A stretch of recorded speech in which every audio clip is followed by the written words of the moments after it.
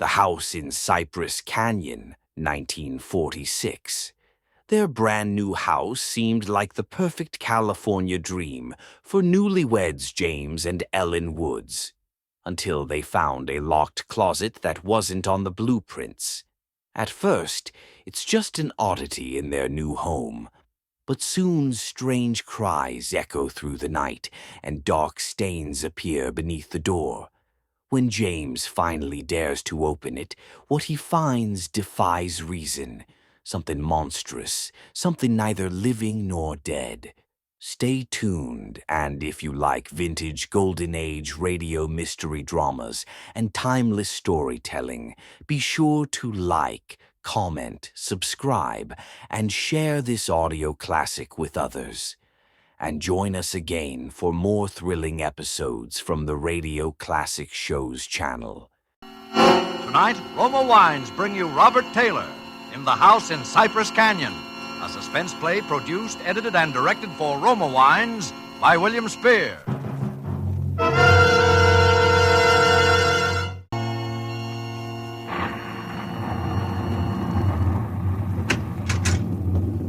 Merry Christmas, Jerry. How's the real estate business? Kind of early with your greeting, aren't you, Sam? Well, I got to get them in sometime. I may not see you again until next Christmas. If this real estate racket gets any crazy, I'll be dead by next Christmas. I'm glad you could get up here, though, Sam. What's on your mind, Jerry? You'll probably shoot me when you hear it, Sam, because I'm probably nuts. But doggone it, you're a detective and you're my pal, and I just had to tell somebody. Well, you sound like it's serious. That's just it. I don't know what it is, Sam, but...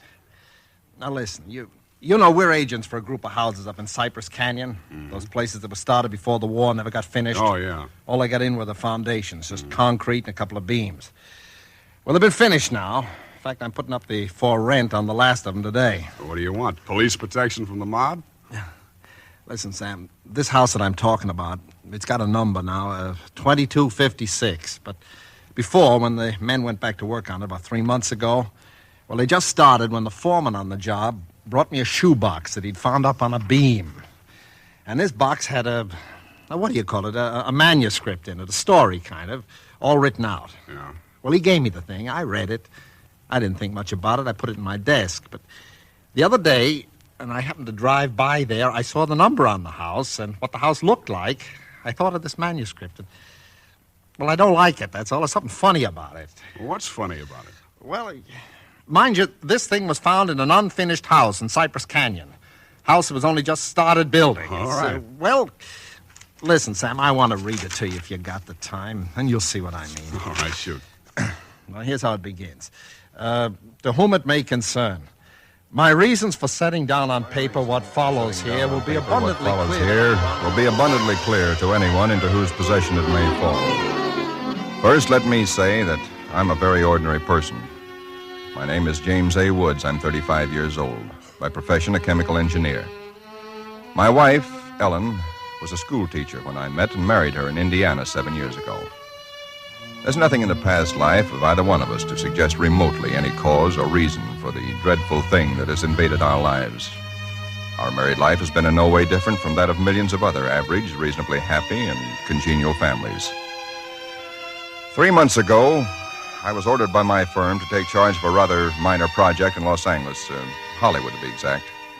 The order was a sudden one. There'd been no time to secure accommodations, and conditions being what they are, the inevitable result was that until day before yesterday, we'd been living in the cramped quarters of one of those characteristic California motels. Needless to say, most of our spare time had been devoted to a search for something more permanent and comfortable, but the fruits of these efforts had been, financially and in every other way, a geometrical progression of discouragement. Until last Saturday afternoon, only 4 days before Christmas. We were driving into town on our way to a movie when Ellen saw it. Jim, look. What? That sign in front of that real estate office. Oh, yeah. But yeah. Don't you see what it says? For rent, furnished, 2-bedroom house, close in, immediate occupancy. Yeah, Aren't you going to stop? Oh, Ellen, you know what a sign like that. It'd mean right out in plain sight in front of a real estate office. Oh, yeah, but Jim... Either they want $600 a month... We'll never know until we ask. And if it's any good at all, there are probably 50 people fighting for it right back there now. Well, honey, there's no harm in trying now, is there? You really want to go back? Oh, it's probably foolish, but what can we lose? Well, Okay. Oh, darling, come on, cheer up. How do you know? Maybe our luck's changed. Maybe fate's going to give us a nice new house for a Christmas present.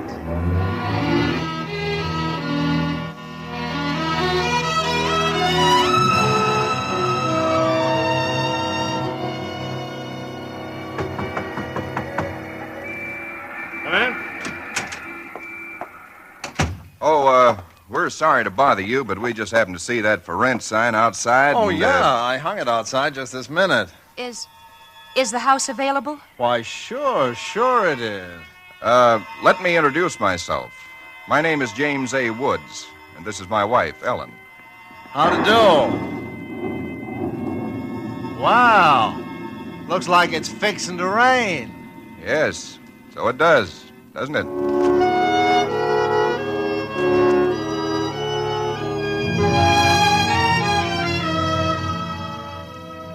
Well, it was one of those things. The real estate agent had just been authorized to rent the place by mail that morning, and he'd hardly had time to look at it himself and put up his sign when we drove up.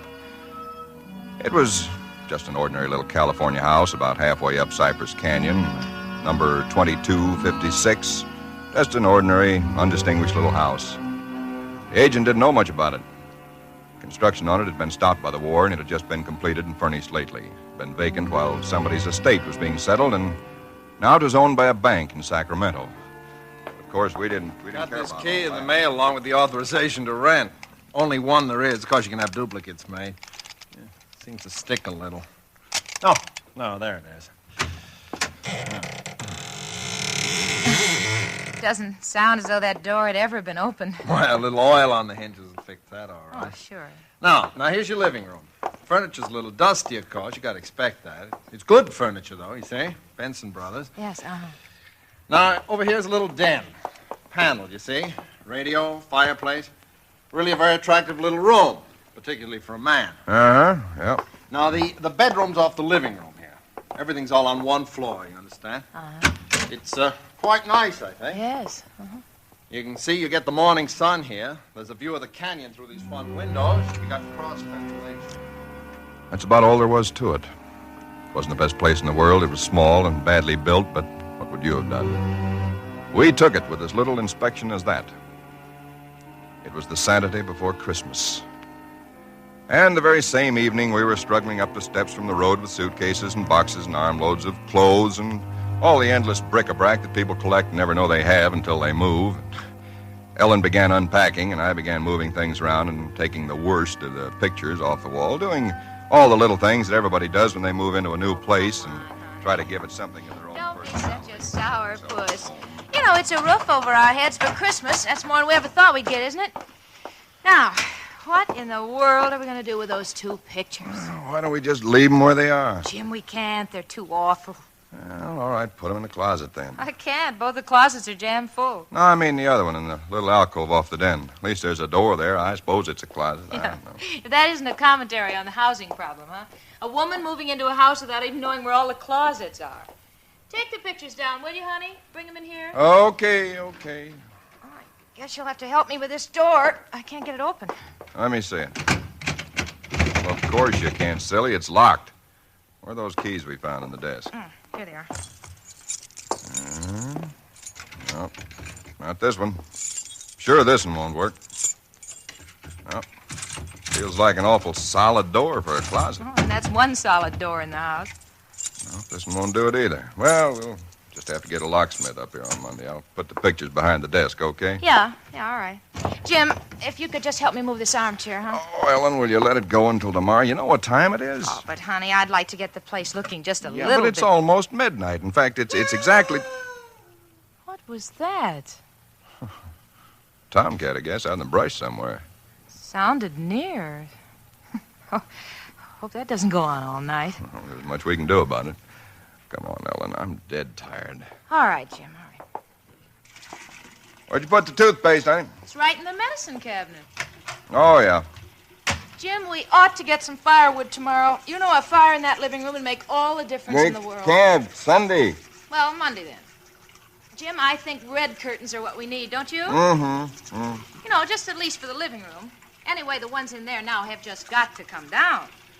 Yeah, I suppose they do. What do you think of red? Well, I guess it's all...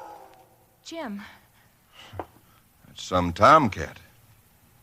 Jim, it sounded in the house. Oh, now, how could it be in the house, Ellen? We've been over every inch of the house. Except that closet. Now, how could a cat or anything else be in the closet that's been locked up for over a year? I don't know. It's probably under the house. A wildcat or mountain lion or something. I hear they have them in California. Jim, I don't like Well, it. neither do I like it, but there's nothing we can do about it tonight. Well, maybe we ought to call somebody, the police or some don't neighbor. be silly, Ellen. You act like a kid. Come on, let's go to bed, huh? All right, I suppose it is silly. Jimmy, did you lock the door? Yeah. Can I turn out the lights now? Yeah. All right. Good night, Ellen. Sleep tight. Good night, Jim.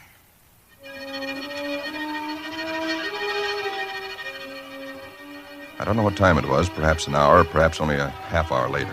My mind was in that hazy borderland between sleep and a dream that's still part of consciousness. Then I was awake. Ellen, are you all right? Yes. Did you have a nightmare or something? No. I heard it, too. Well, that didn't sound like any cat. Put on the light. Yeah. It seemed to be out there, Jim, in the house somewhere. I'm going to look into this. Jim, you be careful. Come on. Where's my shotgun? In the den, I think. Jim, What? there's something wet What? Wet? running from under the closet door. Sticky. Ellen, don't touch it. I had to. Jim, it's blood.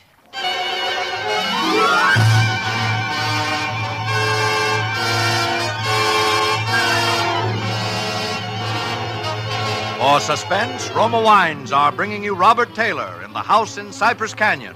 Roma Wines' presentation tonight in radio's outstanding theater of thrills, Suspense.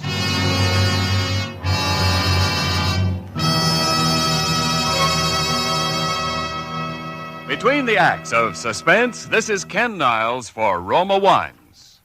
These days before Christmas are busy ones indeed, yet smart hostesses everywhere find time for shopping and distinguished home entertaining later. The secret? Magnificent Grand Estate Wines.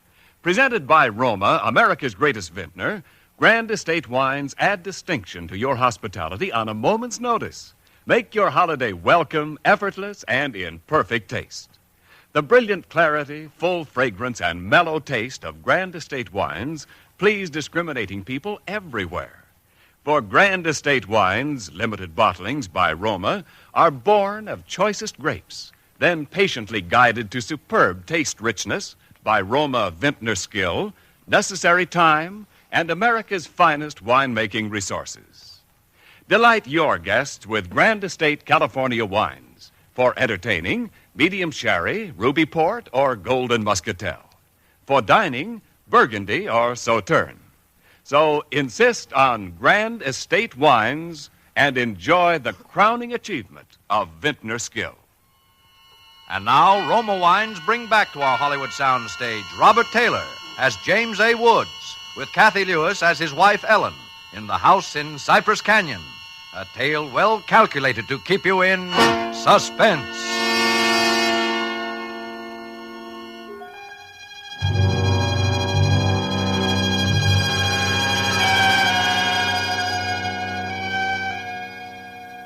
It cannot be too difficult to understand from the foregoing why I've taken the pains to set down in writing the events related here.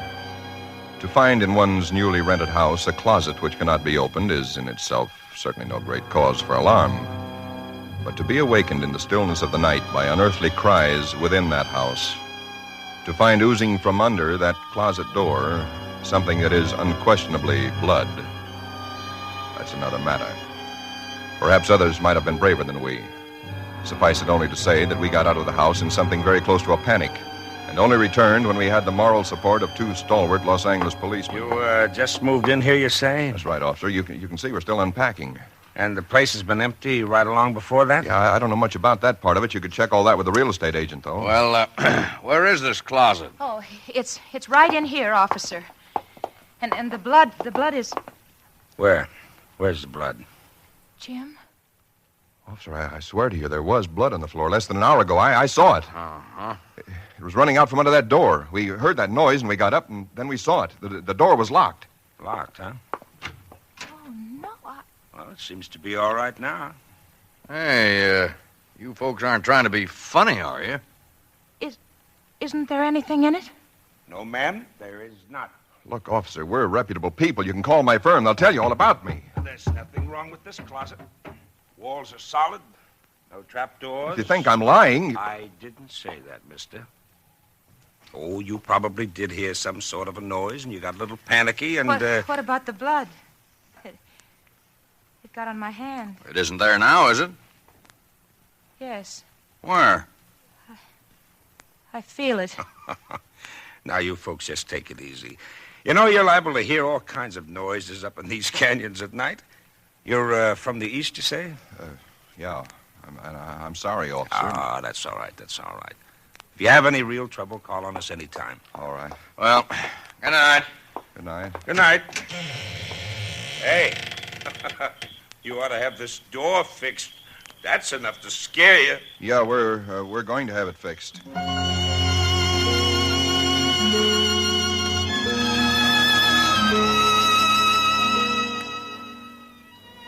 We didn't say much about it after that. There wasn't much that could be said.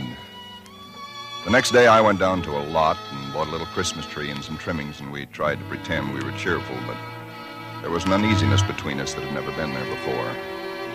Ellen seemed tired and listless. Several times during the day, I noticed her washing her hands with a brush, scrubbing the one that had touched the blood. That night, we each took a sleeping pill and went to bed.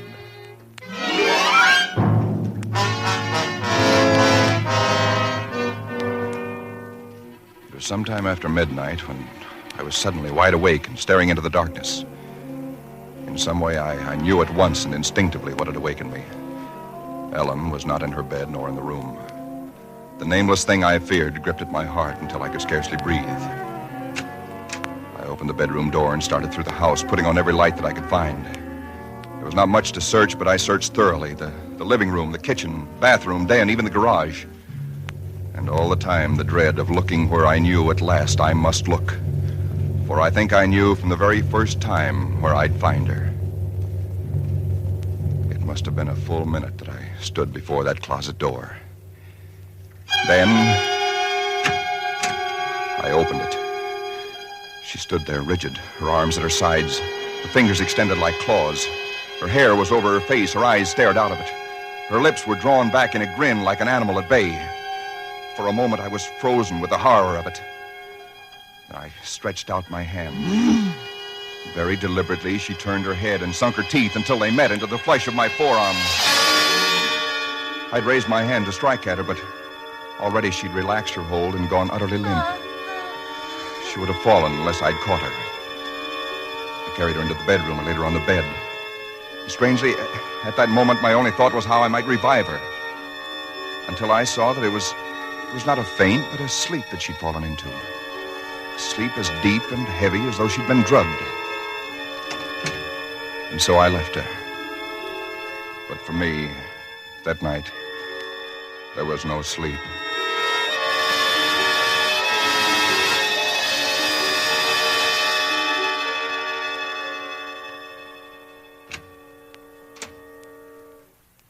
Jim? Yes, Ellen? What are you doing up so early? Oh, I got a little restless. I'd make some coffee. Oh. Oh. I had the most wonderful sleep. And I feel so rested. Do you? Mm-hmm. Jim. What? What's the matter with your arm? Oh, I just heard it. Well, honey, it's terribly swollen. Let me see it. No, it's all right, Ellen. Oh, it isn't all right. You've got to see Dr. Wesley right away. Sure, I will. No, I now, will. you promised me, Jim, that you'll go the first thing this morning. How'd it happen? Why, there was a dog. A dog? Yeah, I heard him trying to chew through the screen door. I went out to chase him away, and he bit me. Well, you mean there's all that racket and I didn't even wake up? No, Ellen, you didn't even wake up.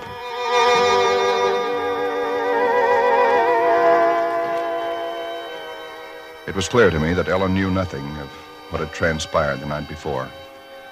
I went to my office that morning and made a pretense of going over routine business, if only to restore my mind to some semblance of calm by the sight and sound of common, familiar things. Pain in my arm had become a persistent, dull throbbing. I made a late appointment with Dr. Wesley. He treated my arm with something of an arched eyebrow, and he said, "Well, I've never seen anything quite like it before. That is such a rapid onset of infection."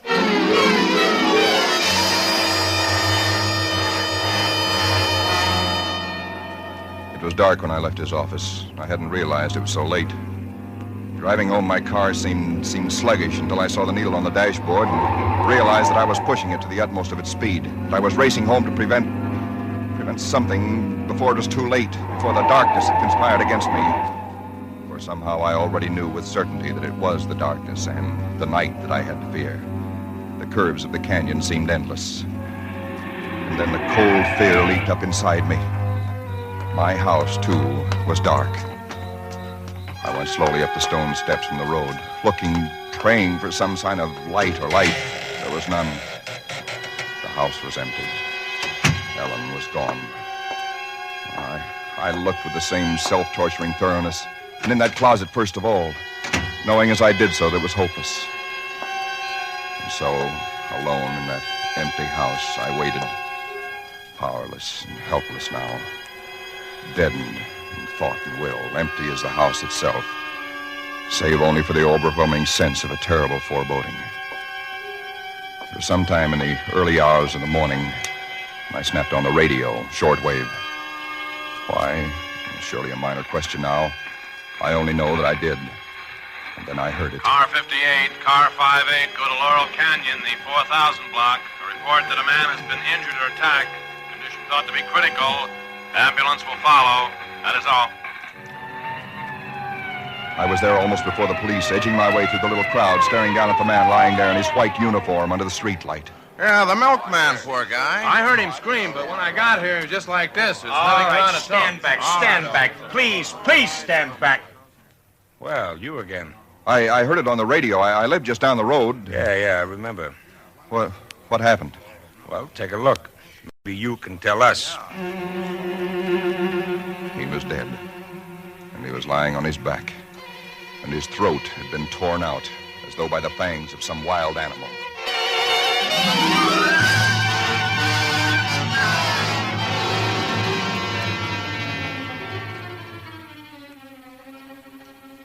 It is now Christmas Eve, or rather Christmas morning, for it's a little after midnight. I've been waiting here in the stillness of this empty house for nearly 24 hours, waiting for the end. Already once tonight I've heard that dreadful wailing cry somewhere in the hills. I've nailed up the closet door, but that I know is childish and useless. My arm is horribly swollen and turning black, but that's nothing. It's another end that I foresee, as surely as other men foresee the rising of the sun. I hear the cry again. It's nearer now. I shall leave these notes in a sealed envelope and put it in a shoebox, in the hope that someone will give credence to these dark and terrible events, if indeed such nameless horrors can ever yield to mortal understanding. As for myself, I feel no longer any fear or even sorrow, only a desire that the end and the thing that I must do may come soon. And it will be soon, I know. Yes, for there is someone at the door.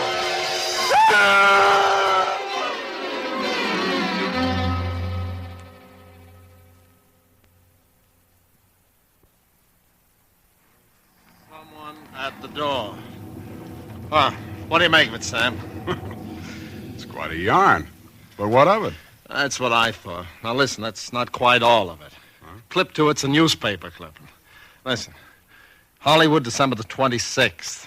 Police reported what was apparently a case of murder and suicide in Cypress Canyon sometime in the early hours of the morning. The victims were James A. Woods, a chemical engineer, and his wife, Ellen. Preliminary investigation indicates that Mrs. Woods was killed by the blast of a shotgun in the hands of her husband, who then turned the weapon upon himself. That she fought desperately for her life, however, was evidenced by the disorder of the room and the severe lacerations inflicted upon her husband about the neck and arms. This is the second tragedy to be reported in Cypress Canyon within 24 hours, the other being the unexplained death of Frank Polanski, a milkman. Well, no such murders or whatever they were ever occurred, if that's what's worrying you. The clipping, well, you have those things printed up, you know. No, it's not that, Sam. That story was found in an unfinished house in Cypress Canyon. No number, no nothing, just a framework. Uh-huh. Now that house is finished. When I drove by it today, but that's what stopped me, Sam, because it all fits. Now that it's finished, it is the house in the story, the same construction, the same vines and creepers on the lawn, even the same number. So what, a guy who knows roughly what this house is going to be like writes a yarn and loses it or something? Did he know the place was going to be listed for rental today, the Saturday before Christmas? Oh, Jerry, coincidence. Two bits you find the guy next door is a ghost story writer or something, and he's been wondering for a year what happened to that thing he wrote. Okay, coincidence. Well, I'm sorry I bothered you, Sam. Don't be silly. I liked it. It's a good yarn. That the for rent sign you were talking about? Oh, yeah, I'm going to put it up outside now. Uh-huh. Well, so long, Jerry, and Merry Christmas again. Well, thanks, Sam. I guess I was kind of silly, all right. Huh? Listen, when a guy named, whatever it is, Woods, with a wife named Ellen, comes in to rent that place from you, then you can start worrying. Yeah. Well, so long, Sam. So long, Jerry. Come in. Oh, we're sorry to bother you, but we just happened to see that for rent sign outside. Well, yeah, I hung it out just this minute. Is the house available? Oh, sure it is. Let me introduce myself. My name is James A. Woods, and this is my wife, Ellen. How do? Wow. Looks like it's fixing to... Yes, it does, doesn't it?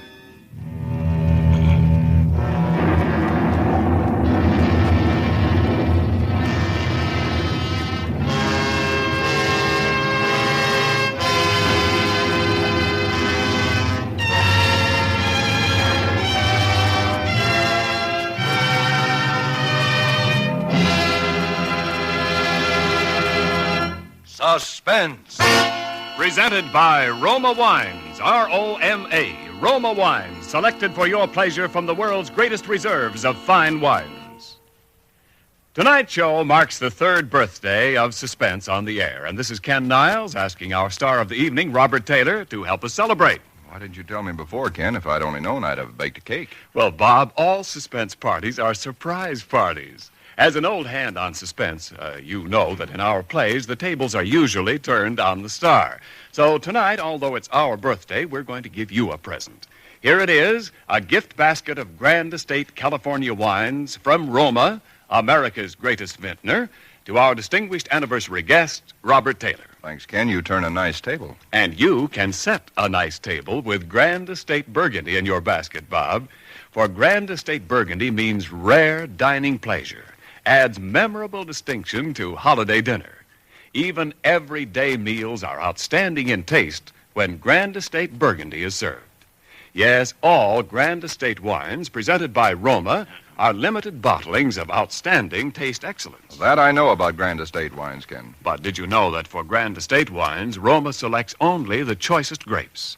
Then the ancient skill of Roma master vintners, necessary time, and America's finest winemaking resources guide the cuvée of this grape treasure to rich taste luxury. That's why discriminating wine users everywhere look to Grand Estate wines as the crowning achievement of vintner skill. Reason enough. And now, Ken, who's all set to star on Suspense next Thursday? It's that very wonderful actress and wonderful girl, Miss Susan Peters. Susan will appear as a young lady in straitened circumstances who finds herself mistaken for a very rich young lady and who is forced into continuing the deception with murder as a result. I'll certainly make it a point to listen. And before I go, I'd like to thank this really great company of actors who have played with me tonight, and particularly Kathy Lewis, who played Ellen. Thank you, Bob.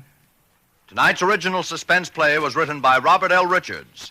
Next Thursday, same time, you will hear Miss Susan Peters as star of Suspense.